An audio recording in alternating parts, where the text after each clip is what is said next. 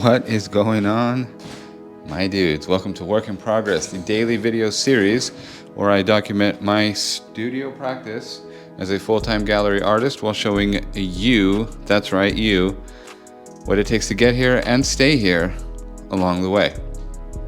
So man, today we've got an exciting session of painting ahead of us.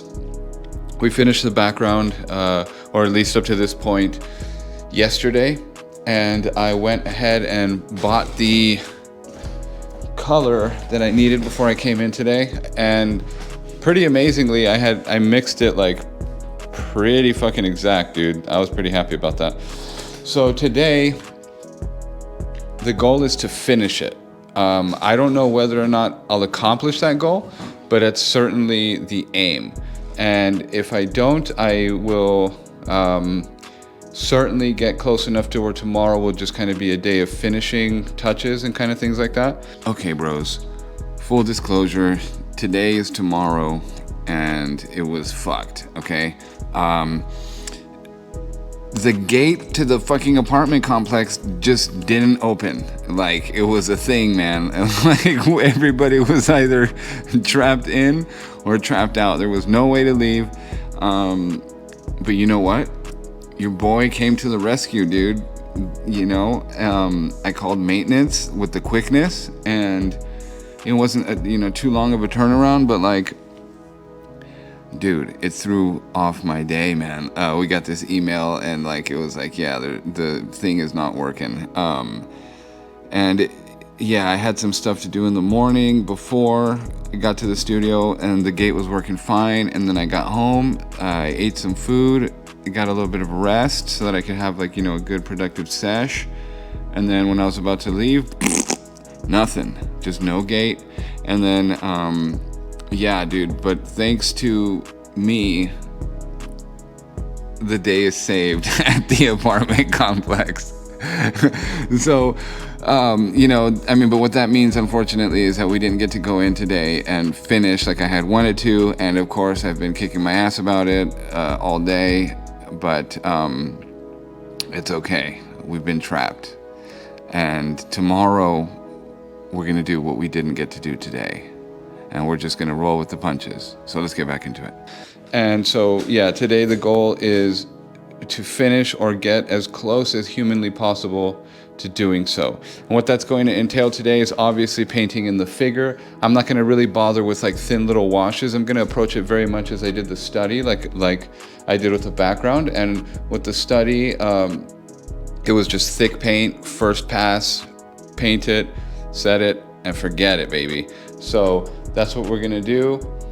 I'm gonna probably pre-mix some of my colors. I'm gonna pre-mix the colors for sure, and then just start applying, dude. So there's not really a whole lot of, not much more to say. Let's get to it.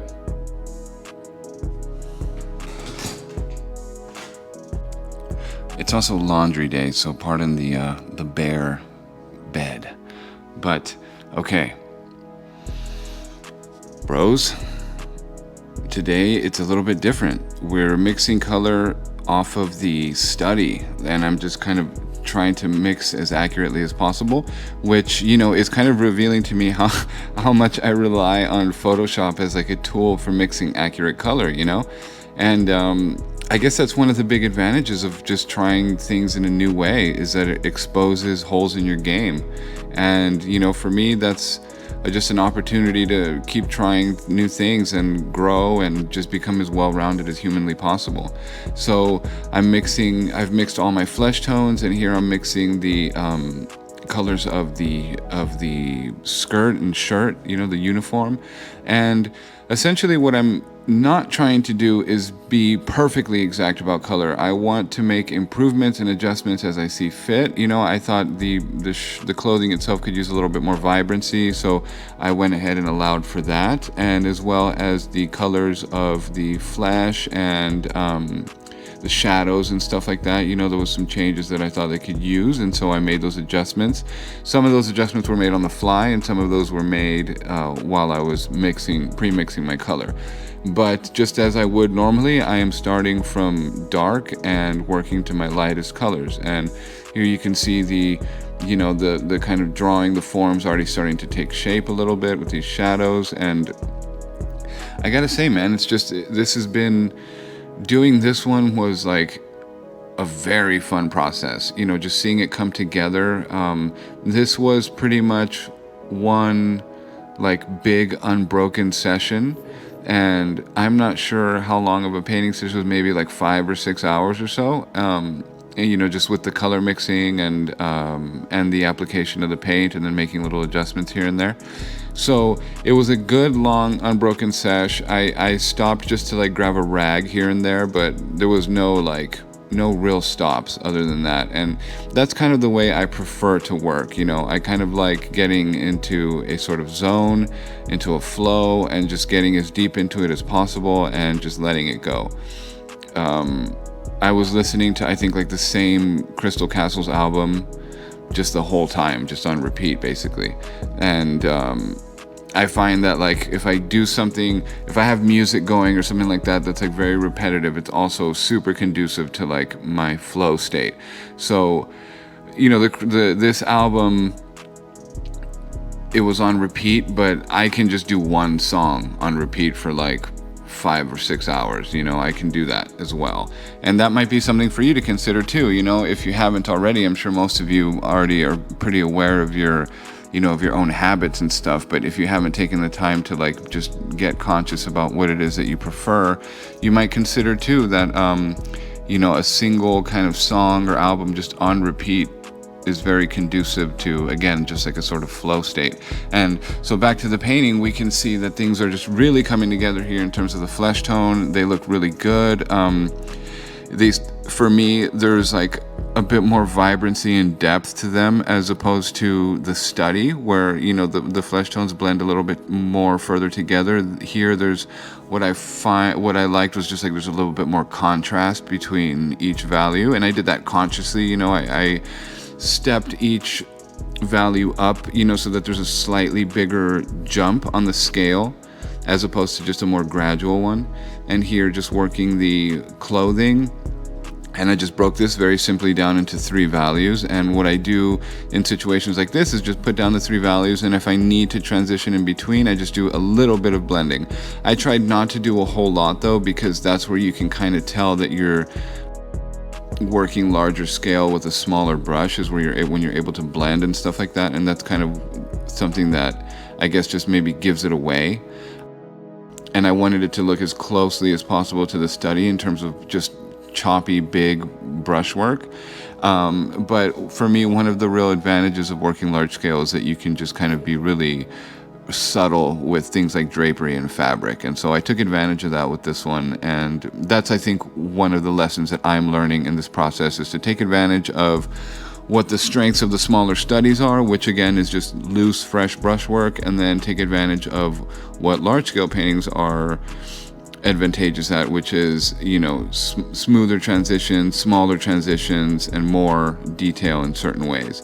And so here, even the shadows, they got a little bit more depth to them, a little bit more contrast. And what I had hoped to do today was to go in and start working the airbrush a little bit, and to add that second layer to the background, kind of like I did with the previous large scale version of this painting that I did, or the previous large scale Practice Makes Perfect that I did.